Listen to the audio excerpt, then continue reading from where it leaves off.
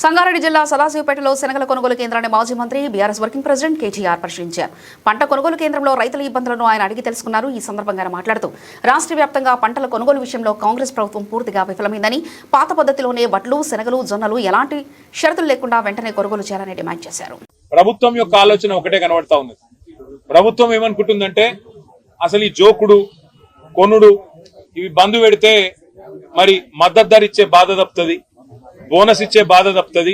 లేకపోతే జోకితే కొంటే మళ్ళా రైతుకు పైసలు ఇవ్వాలి, మళ్ళా రైతు కోపానికి వస్తాడని చెప్పి ఇవాళ మొత్తంగా ఎక్కడా కొనుగోలు చేయకుండా తప్పించుకునే ప్రయత్నం చేస్తా ఉన్నది. మొత్తం అన్ని పంటలు ఇడిచిపెట్టినారు. అన్ని వరి, మొక్కజొన్న, అదేవిధంగా తెల్లజొన్న, శనిగలు, రాష్ట్ర వ్యాప్తంగా ఏ పంట కొనుగోలు కూడా సరిగ్గా జరగడం లేదు. కేసీఆర్ ప్రభుత్వం ఉన్నప్పుడు మా గౌరవ ఎమ్మెల్యేలు ఒక మాట చెప్తే, రైతుల నుంచి విజ్ఞప్తి వస్తే ఎటువంటి కండిషన్లు పెట్టకుండా, ఎట్లాంటి ఆంక్షలు పెట్టకుండా మొత్తం సంపూర్ణంగా పంట మొత్తం ప్రభుత్వమే కొంటుండే.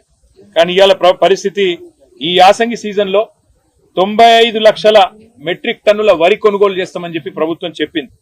కానీ ఈ రోజు వరకు 4 మే